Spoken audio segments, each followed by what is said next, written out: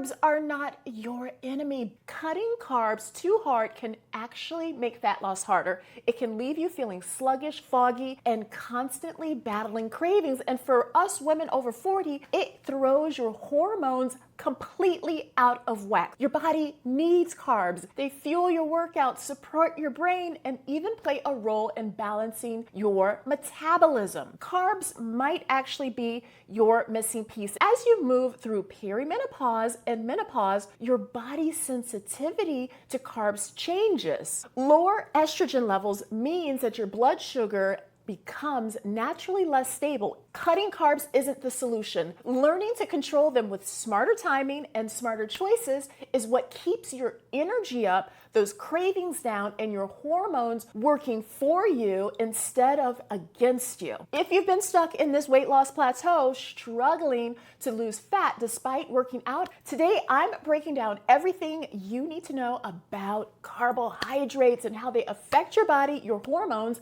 and your weight loss goals. What exactly are carbs and why does your body need them? Carbs have been unfairly labeled as the bad guys, but they're actually one of your body's most important sources of energy. If you've been avoiding them completely, you're probably making fat loss harder on yourself. Think of carbs as your body's preferred energy source.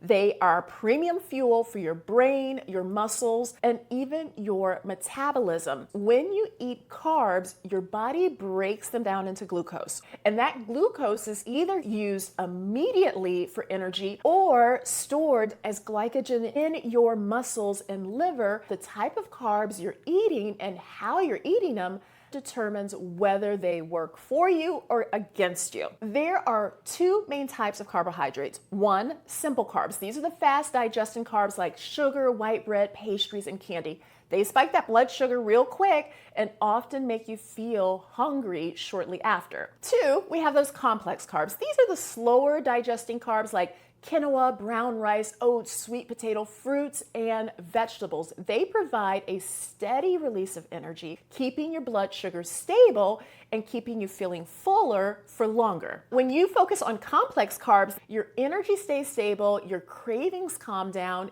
and your metabolism gets the steady fuel that it needs to burn fat efficiently. Cutting carbs too low drains your energy, makes your workouts feel harder, and actually slows down your metabolism over time, especially if you're over 40. Let's talk about this whole good carb, bad carb debate. Carbs that are labeled as bad are the ones that spike your blood sugar quickly, like white bread, sugary cereals, candies, pastries, sodas. Meanwhile, the carbs that are labeled as good are the ones that digest slowly. Things like sweet potatoes, quinoa, oats, legumes, and whole fruits. Carbs can have a place in your diet when used strategically. They can be helpful right before or after a workout when your body is primed to use that energy efficiently. Or maybe you've just been craving your favorite dessert. Cutting it out completely doesn't just lead to frustration, it can actually set you up for binge eating later. The problem is not your occasional slice of pizza or bowl of ice cream. It's when those foods become your main carb source or when they're eaten out of balance. Instead of labeling carbs as good or bad, start thinking of them as either slow or fast fuel. Slow fuel carbs provide long-lasting energy and keep you feeling fuller longer. These are great as your main meals, especially on your rest days or when you're less active. Fast fuel carbs like white rice, bread, or even simple sugars can actually be helpful in small amounts around workouts to boost your performance and recovery. Here's the takeaway. Carbs only become a problem when you're relying heavily on processed, fast digesting carbs throughout the day. When you understand this, you stop fearing carbs and start using them in ways that fuel your body and support your goals. If you've ever been told that cutting carbs is the only way to lose weight, I need you to hear this. Going too low on carbs, especially as a woman over 40, can actually make weight loss harder, not easier. I get it. You drop the bread, the pasta, and suddenly the scale goes down. Most of that initial weight, it's just water. That's why So many women feel stuck in this I lose 5 pounds, I gain 5 pounds cycle. I had a client who ended up going on holiday for a week. She was just living it up, having her pastas, some donuts, some this and that. Girlfriend gained 6 pounds on that trip.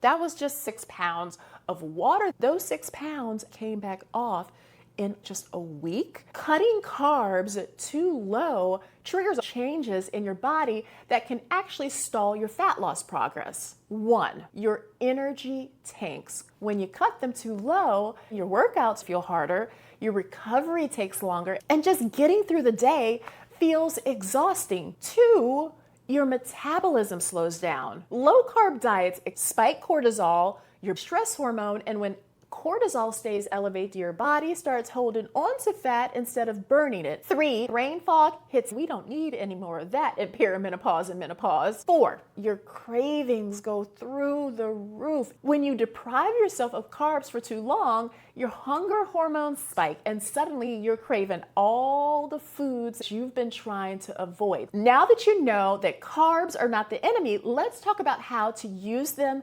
strategically to fuel fat loss, boost your energy, and keep your hormones in check. It's about eating the right carbs at the right time in the right portions. Step 1, time your carbs around your lifestyle and training. On training days, eat most of your carbs before and after your workout. This gives your muscles the energy they need to push harder in the workout and recover faster. Think of carbs like fuel in your gas tank. You want that fuel in your body when it is burning energy the most. On rest days, dial down those carbs a bit. Since you're not burning as much energy, your body doesn't need as much fast fuel. This doesn't mean zero carbs, but focusing on veggies, leafy greens, and some slower digesting carbs that will help keep your blood sugar stable. This simple strategy, higher carbs on active days, lower carbs on rest days, is the foundation of carb cycling, and it's a powerful way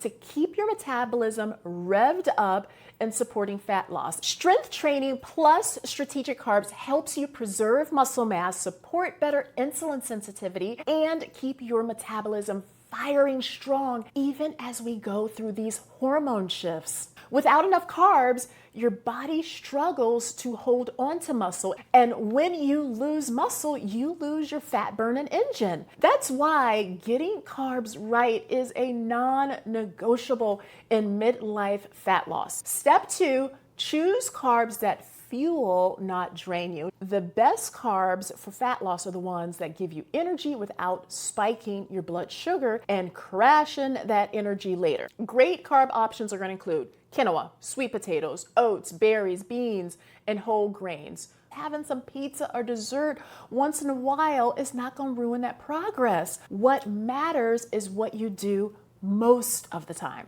Step 3, understand portion sizes. If carbs feel confusing, here's a simple trick. Use the Hannah portion system. For women, aim for 1 cupped hand of carbs with your main meals. On training days, you can increase that to 2 cupped hands before or after your workout. On rest days, stick to that 1 cup hand and focus more on veggie-based carbs instead. Step 4, pair carbs with protein for fat loss power. Carbs by themselves tend to spike blood sugar, but when you pair them with a protein, it slows down digestion, stabilizes your blood sugar, and keeps you feeling full for longer. Every time you eat a carb, include a protein. For example, sweet potatoes with grilled chicken, oats with Greek yogurt, or quinoa with ground turkey. This combo stabilizes your energy, keeps your cravings in check, and fuels muscle recovery, all crucial for fat loss. Step 5, be flexible. Don't fear carbs at night. Carbs with dinner can actually improve sleep by boosting serotonin, your feel-good hormone, and calming your nervous system. If a bowl of rice or a baked potato with dinner helps you relax and sleep better, have it, because better sleep equals better recovery,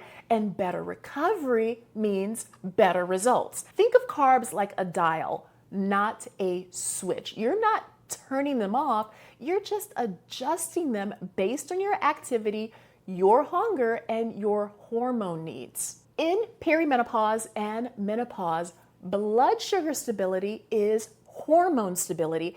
And when you balance the right carbs at right times, you're not just losing fat, you're protecting your energy, your mood, your metabolism, and your long-term health. Myth number 1, carbs make you fat. Carbs do not make you fat.